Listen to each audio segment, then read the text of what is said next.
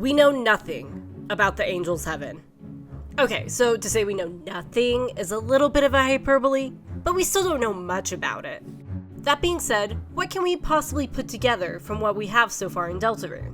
Angel's Heaven, as that title, is mentioned only once in the first 2 chapters of Deltarune, and is said by Ralse as he explains the legend of Delta Rune. After describing a series of events that seems to be the Roaring, considering that his tale in Chapter 2 has a similar style and imagery, Ralse says, 3 heroes appear at World's Edge, a human, a monster, and a prince from the dark. Only they can seal the fountains and banish the Angel's Heaven. Only then will balance be restored, and the world saved from destruction. We are to understand that Chris, Susie, and Ralse are the 3 of legend mentioned in the tale, and thus that their task is to seal the dark fountains, which we have seen Chris do twice now, so we know they can do it, and banish the Angel's Heaven. Okay, so that's where the term comes from, but what is it actually? To better understand, it might help us to break up the term into 2 parts, Angel and Heaven. Let's start with Heaven because there's a little less to go over with this. Heaven, so far, has mostly been brought up by Spamton, as he uses the word heaven often in his dialogue, mostly during his secret boss battle.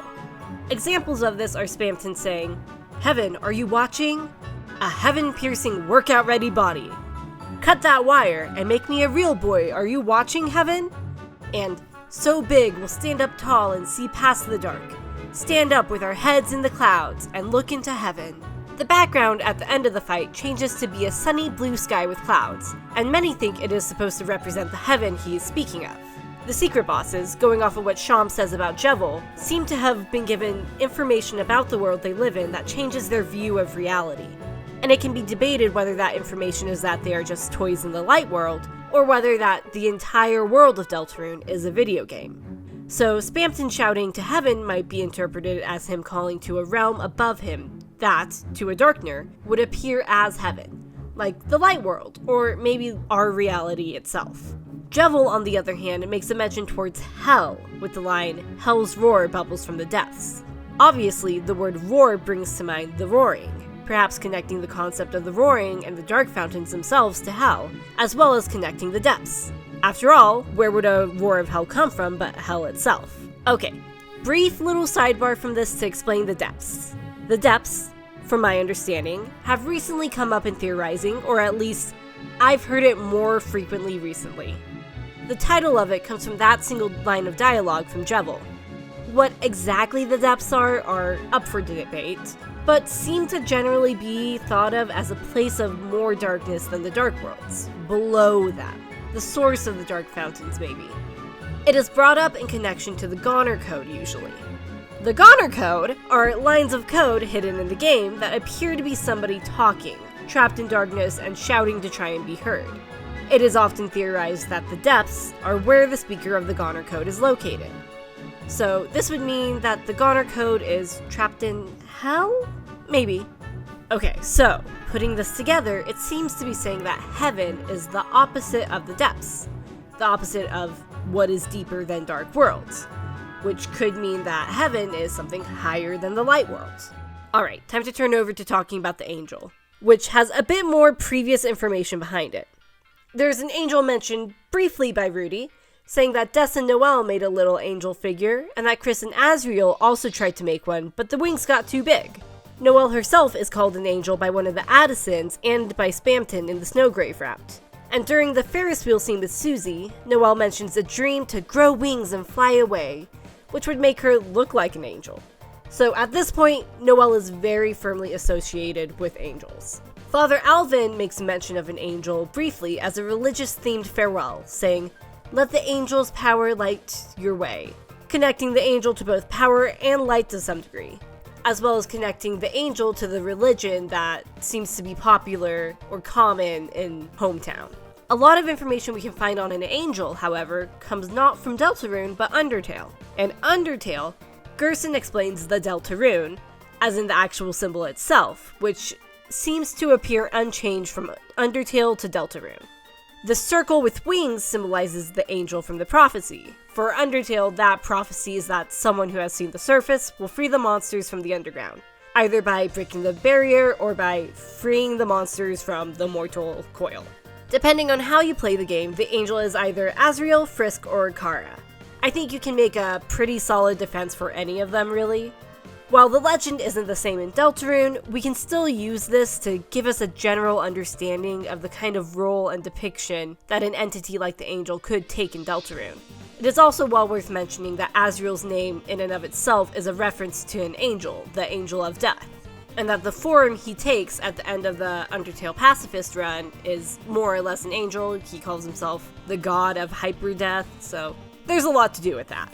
Going to a bit more little crazy of an idea, super secret possibly Gaster or the Mystery Man is often connected to the number 6. And in Christianity, 666 is a number associated commonly with the devil, who is a fallen angel. So you could possibly mess around with the idea that Gaster is the angel because he is associated with 6s. So who are our angel candidates? Our strongest ones seem to be Noel, Azrael, or Gaster. Some quick and relevant angel-associated questions. Are the angel and the knight two separate entities?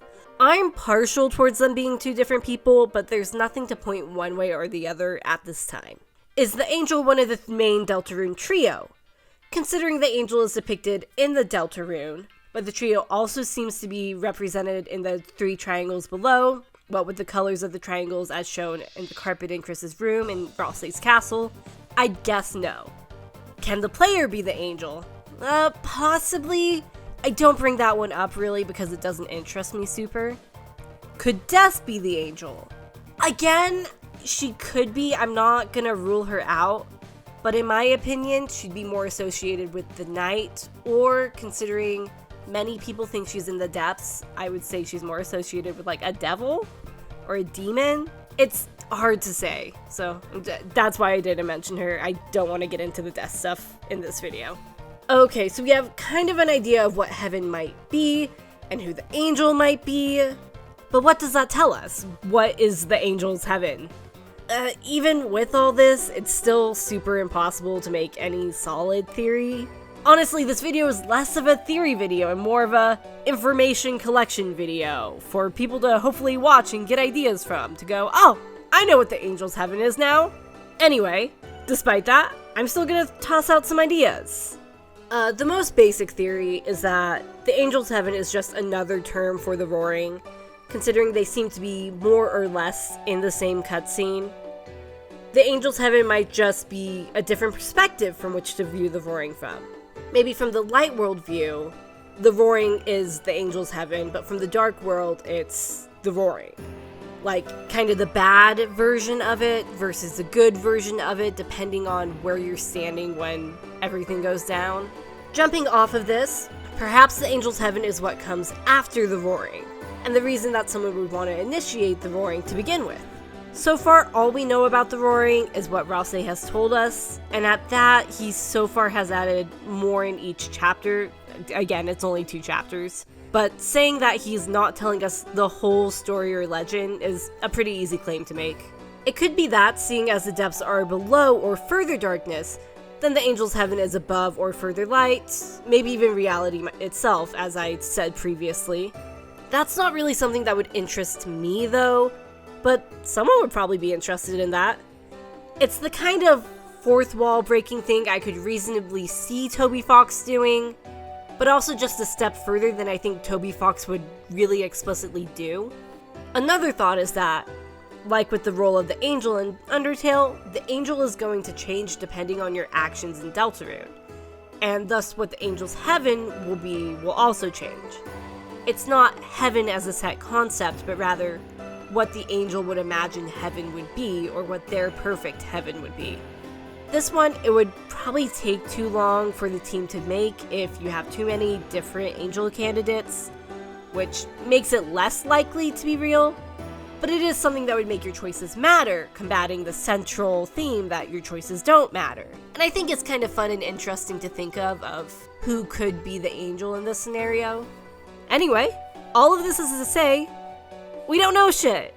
Let me know your thoughts on the angel's heaven below. I think it's a really interesting concept, with just barely too little to make any clear or solid claims about just yet. It's kinda Gaster-like in that way.